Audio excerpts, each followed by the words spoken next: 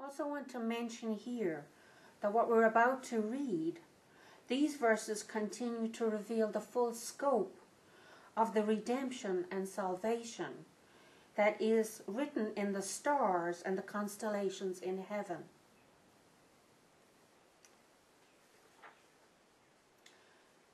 So verse 1 of chapter 12, and a great sign.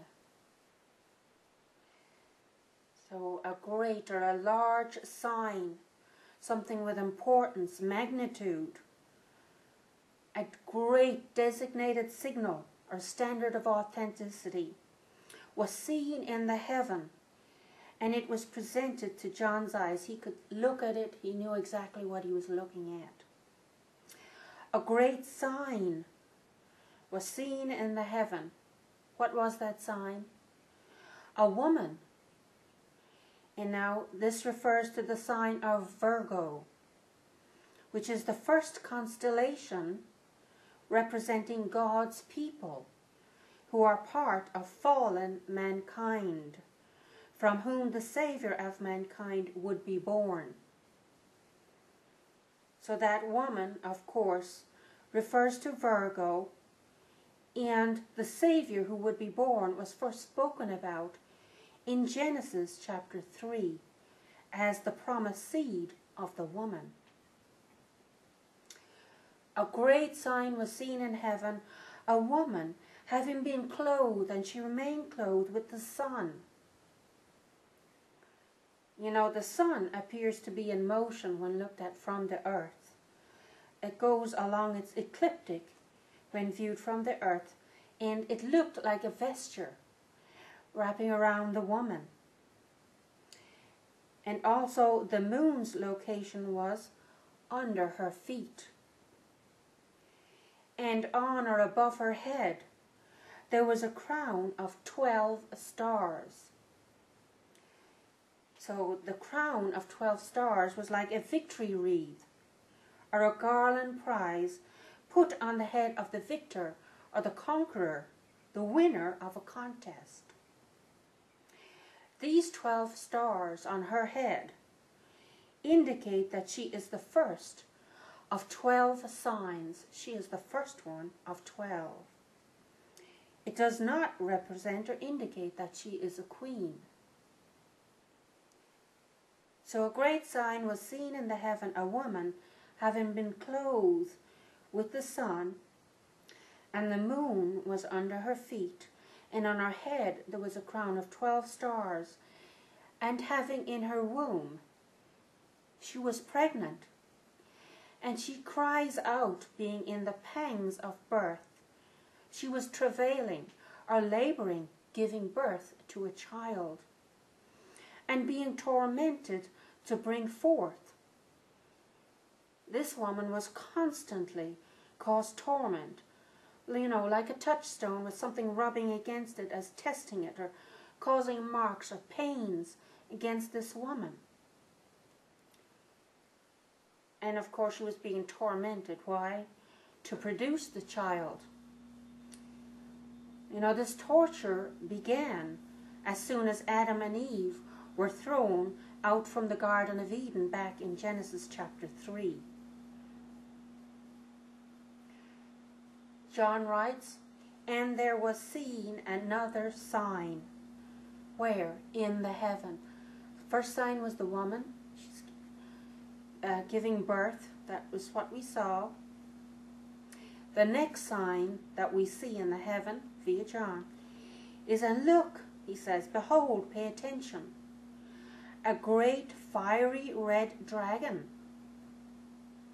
And the word dragon is used to emphasize the massive scope of activity of what is being described. A dragon is a large snake or serpent, and the color of this one, of course, is fire and blood, representing the devil and Satan. That would be the sign of Draco, which temporarily had a high position in the heavens, but is thrown out from heaven, and its head stepped on by the Christ, destroying it.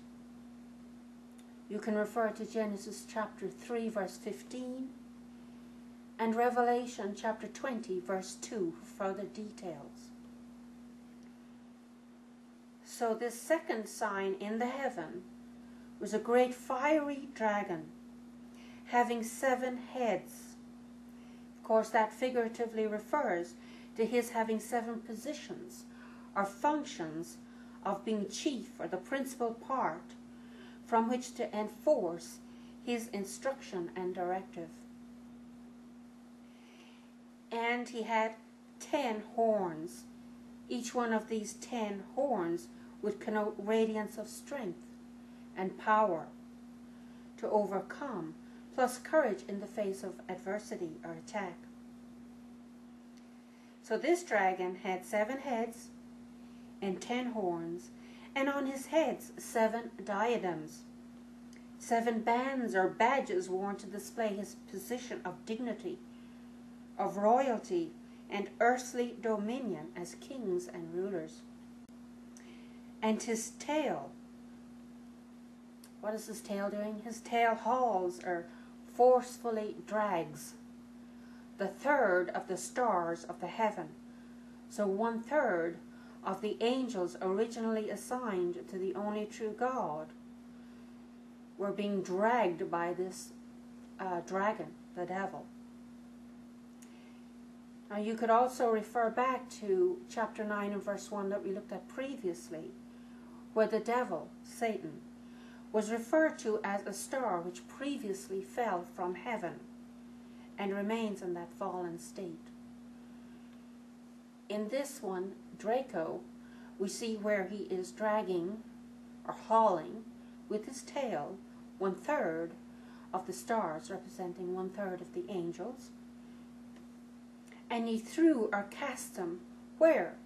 Into the earth. This refers to a past event, when the dragon assigned his angels to do his will, focusing their attention on the earth. We'll see that in a little bit more detail as we progress. And the dragon stood, and he remained standing. Where? In the sight and presence of the woman. Emphatically and specifically, the woman who is on the point of bringing forth or giving birth to the child. So the dragon has been standing in front of or against the woman ever since Genesis chapter 3. Why would the dragon stand against the woman? For the purpose and result that at whatever time she would bring forth, he, the dragon, would devour her child.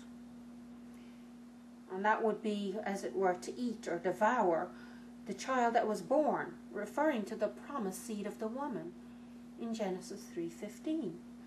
The baby whom she would give birth to. He wanted to devour him as a lion would eat its prey.